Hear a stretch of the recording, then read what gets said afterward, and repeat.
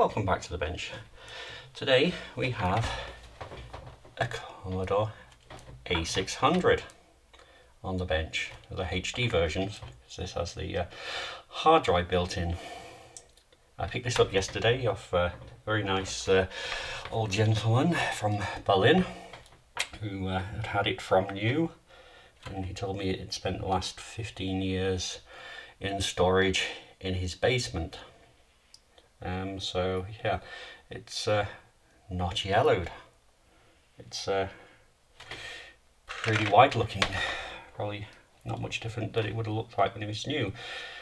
It has a few issues. There's a key stem broken there. I have the key here, which is not really an issue because I actually have a parts keyboard here, so I can whip the key stem off there and just put it back in there. So we have plenty of spares, not an issue. The overall condition is good. It needs a good cleaning, and also the clips on the back of the case are broken, which you would expect on these machines. Let's just give her a quick fire up.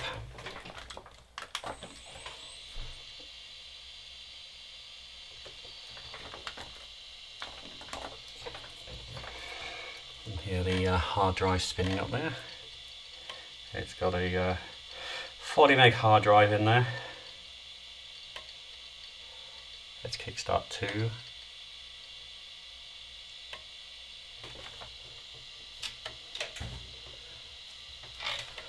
And there we have it. So it's just a basic install of Workbench. It decides to open. Not clicking fast enough. So yeah, nothing out of the ordinary there.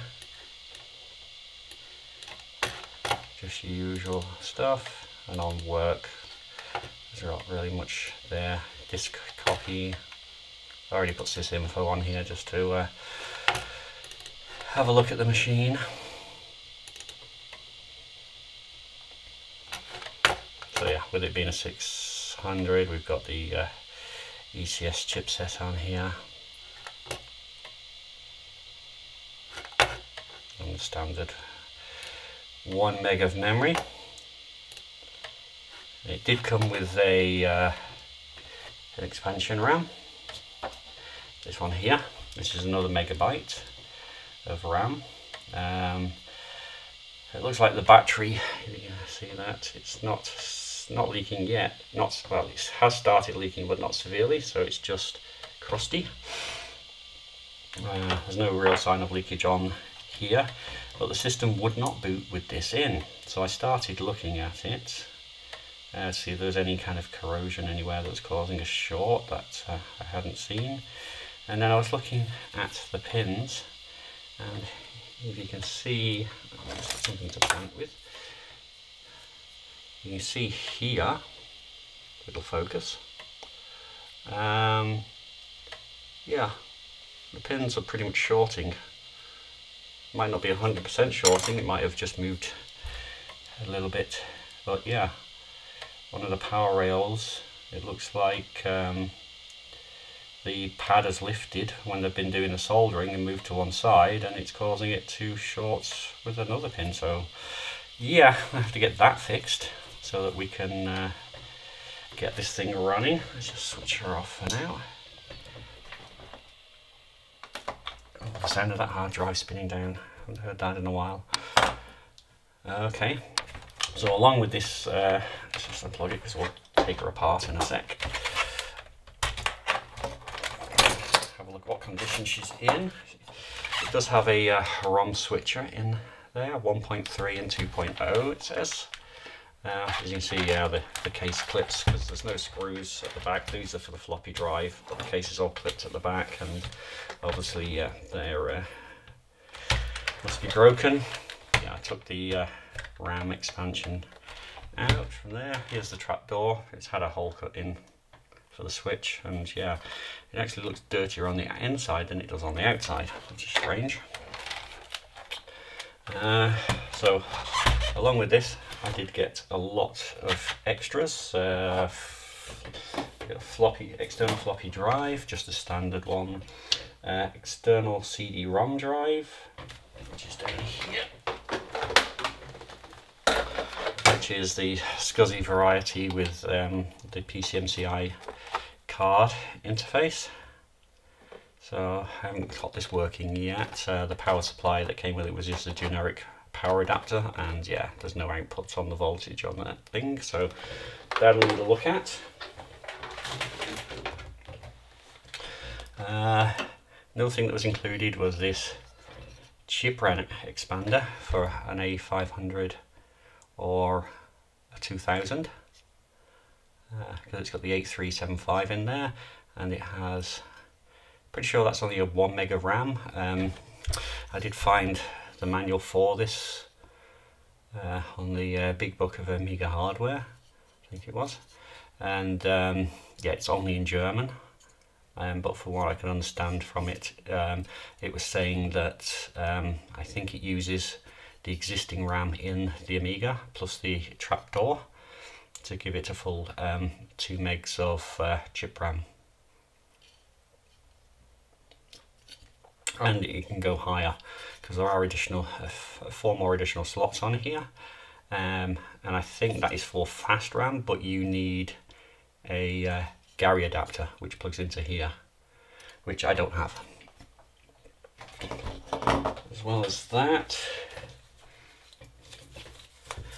you got this, which is a 3-state Megamix 2. This is a memory expansion for the Amiga 2000. It also takes the zip RAM, but as you can see, there's nothing populated. So obviously the chip RAM maybe was taken out of here and put into that board. Maybe that came without any RAM, or maybe it was used in something else. So yeah, we can get hold of any zip RAM. We can reuse this on one of my 2000s, but you can see this zip socket here is a bit how you doing. That will need reflowing and straightening. Obviously whoever put this together in the factory had a bad day. Here as well there are 2 Rom switchers. The pins on this were very badly bent, and I managed to straighten them without breaking them, which is unusual because these roll pins, they have a tendency to snap off if you bend them and try and straighten them out. And this has 2 kickstart 1.3s. So presumably the chips were just stuffed in here for storage, because they're 315093-2s, which is the kickstart 1.3 chips. The second one, this one does have a pin snapped on it, which is not a problem. I can easily replace that. But it does have the extra 2 pins on here for the 42 pin chips. Same with the sockets. And this comes with 1.3. Somebody's written 1.3 on there, but I can tell from the number. And also kickstart 3.1, which is good. So, and this is called a CD kick. I looked this up, and it was designed to fit in and around other peripherals for the CDTV.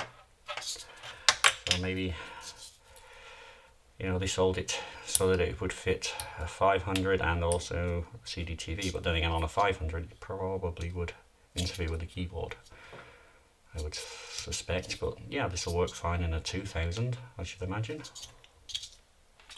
There's also a extra hard drive here. This is about 171.6 megabytes. Sounds like an arbitrary number, but this says it's out of an A1200, so I don't know, maybe the guy had an A1200 at some point. Who knows? And then there was a couple of Agnes chips as well. So I'm hoping these are going to work, because these are always handy to have, spares. This is the 8372A, so this is a 1 meg Agnes that you'd find in like a 6.2. Rev 6 boards, or the later Rev 6.2, I think, Amiga 2000. And then there's a 83 2.75, which is a -10, and that is the 2 meg Agnes.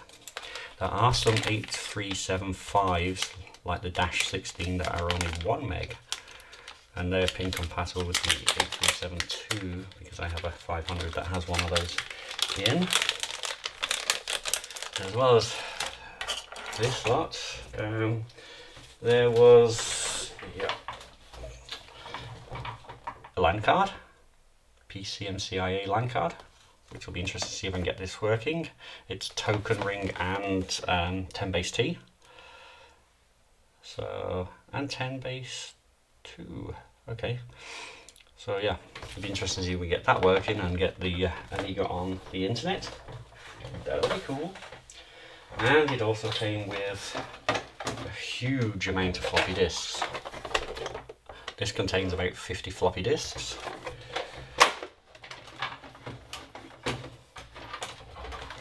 This contains about 100 floppy disks. And then there's another one of them, another big storage unit, and then a even larger box of floppy disks. There must be at least 1,000 floppy disks with this thing. It's going to take a long time just to go through them, and forget even testing them all. It's just take far too long. Test them as I need them. Okay, so without further ado, let's crack this bad boy open and see what's the condition inside.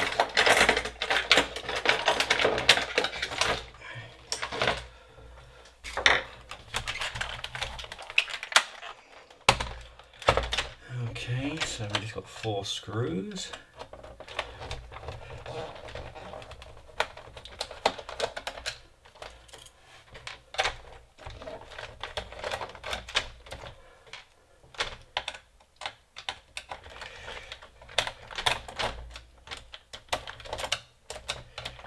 Doesn't want to come out.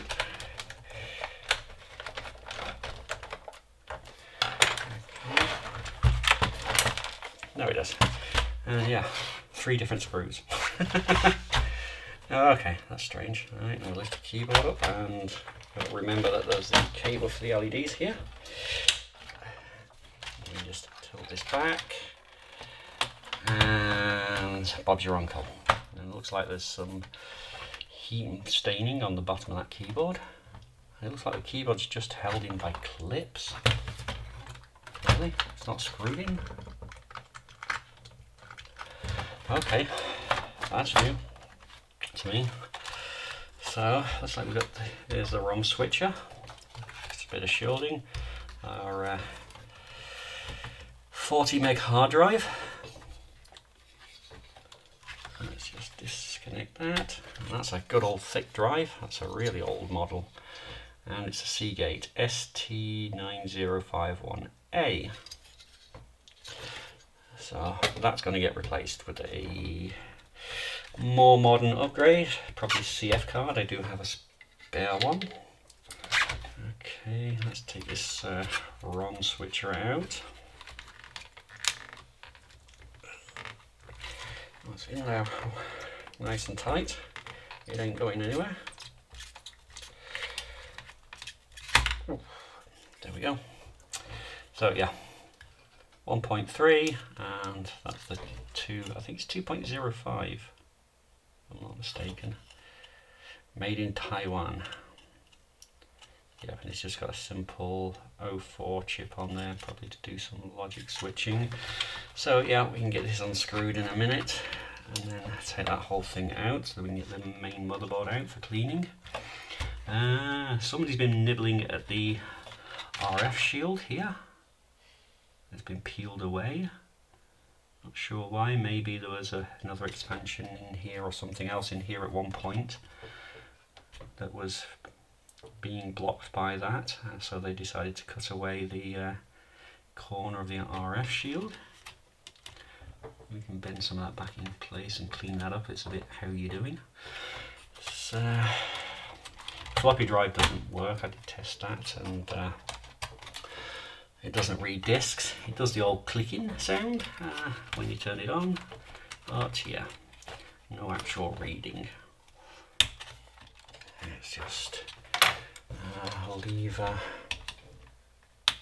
up this connector so we can remove the keyboard.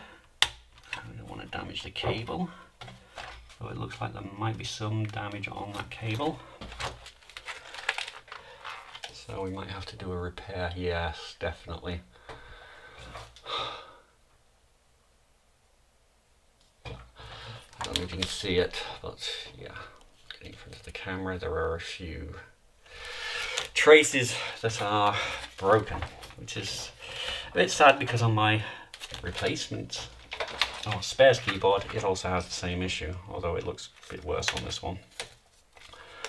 So yeah, there's a few more issues. I don't know which one's going to be easier to repair.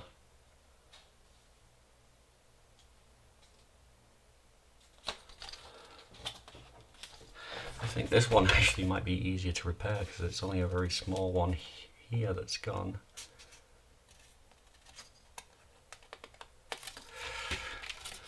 I have to invest in some conductive paint, I think.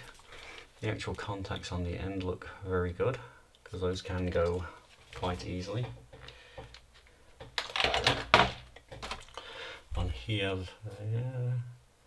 they might not be so good because it looks like it's been pulled in and out a few times.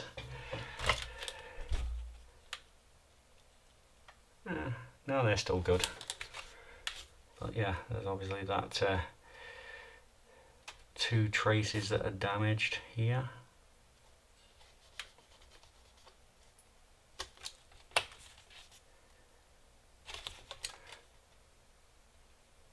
Yeah, they're definitely going to need repairing, so it's something we can look at doing. It's quite common on these. They're not very reliable, which is why on the 500s I'm glad that they only have the one going to the little board on the keyboard, because obviously you don't really ever have to unplug that. Obviously it looks like something's been spilt into the keyboard. You can see it here. Probably looks like coffee. That'll all need taking out and cleaning, and it's been spilt into the keyboard, so all the keycaps are going to come off anyway for cleaning. Alright, let's see if we can get this Rom Switcher off. I just need a small pair of pliers.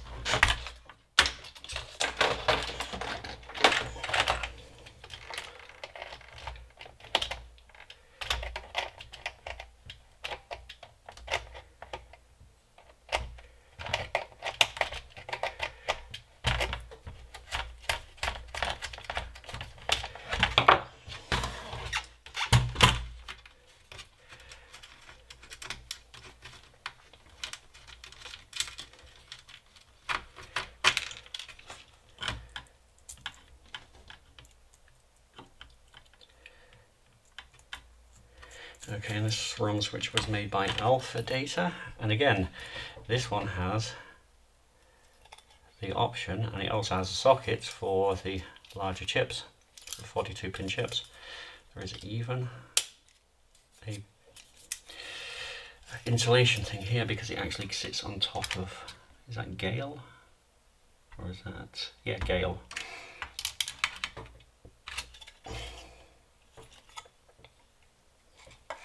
I think Gail replaced Gary in these, didn't she? Okay, so let's get our floppy drive out.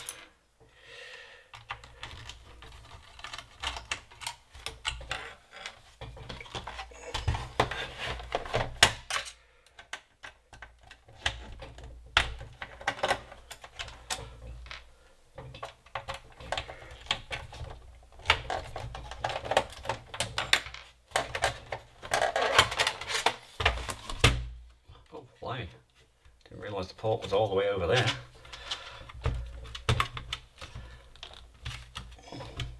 Again, the inside of this case is looking more dirty than the outside, probably because of heat and dust. Okay.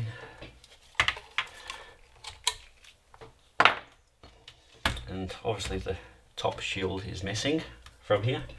probably because of that Rom Switcher. You couldn't probably put the shield back on after that was put in, so don't know what happened to that. And this is a TIAC FD235F. So it's just a standard TIAC drive. It's got a more sturdier button than you would find on a 500. Those ones like to break easily. Okay.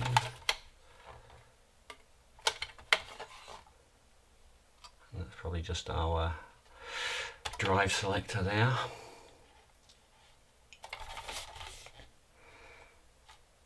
It does have a place for an LED in there, so that's probably just a variant of what they designed for PCs. So we can strip that down, clean the heads, and it'll probably work fine after that. Okay, let's take a look at our motherboard.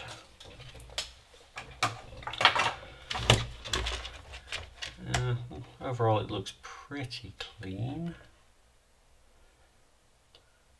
Don't think there are any screws holding this down. I think it's just, oh yeah, there is this one there.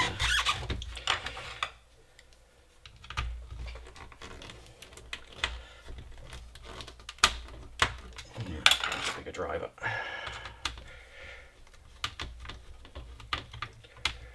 It seems to be in there nice and tight. I don't think there are any more screws, so let's see if we can get the old girl out.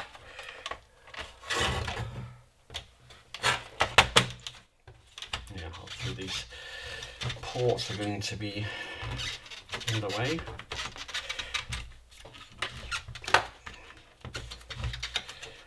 Maybe we have to lift this side of the board up first.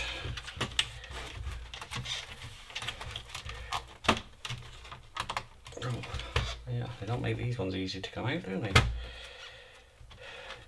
Maybe we try moving the board without, I don't think you can move the board without the shield, can you? No. There we go, that's it. Yeah, so you definitely see some heat staining and dust and whatever's been spilt in there. So this will need a good cleanup. I suspect most of this will probably just come off with a good scrub. But yeah, this one was a made in Philippines. Serial number M018507. Authorized, attempted repair by unauthorized person voids warranty. Well, I don't think we need to worry about that, do we? Not since this was released in the early 90s. 93, I think.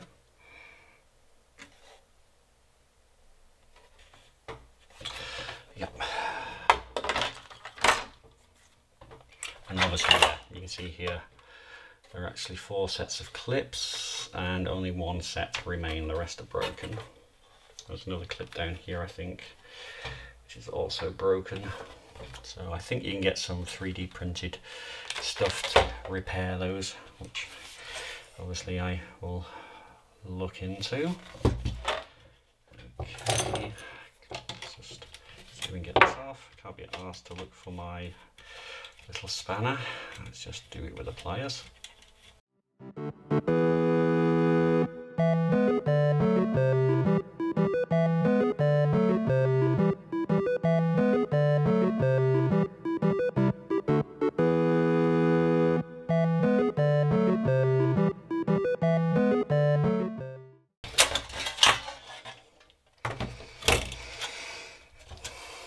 Okay, so yeah, you can see where whatever's spilt on it here has run down underneath the board, and luckily it seems to have run underneath the protective insulation layer there.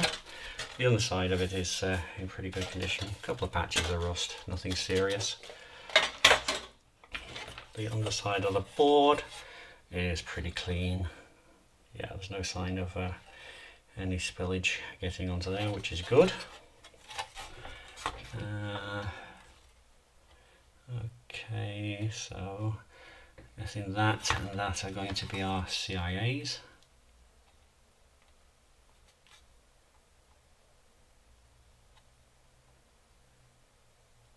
This is the first time I've looked inside a 600, so here I'm not exactly sure what is what. Obviously that is Agnes, the old gal, our CPU. I'm assuming this is going to be Denise,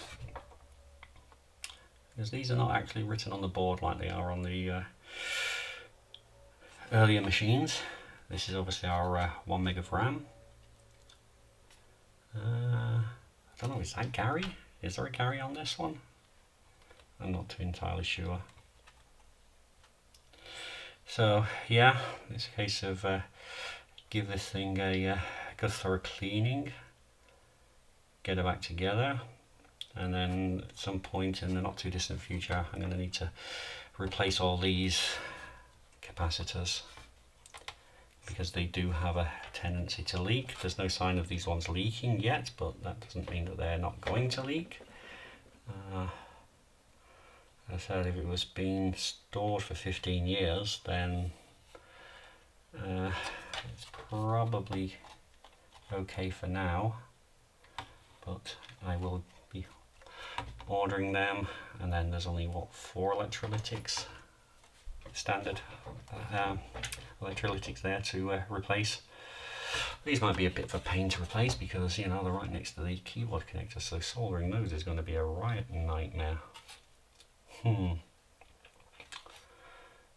mean, these are bad enough because they're densely packed, but even so, you can still get at them.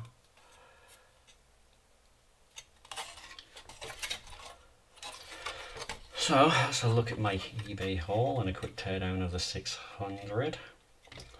So yeah, this video's gone on long enough, so there's obviously going to be a part 2, because yeah, I need to get the conductive compound to repair the keyboard connection cable, and yeah, give everything a really good wash. I don't think you need to see me washing computer keys, because yeah, there's been plenty of videos doing that. So as always, thank you for watching, and I will see you next time.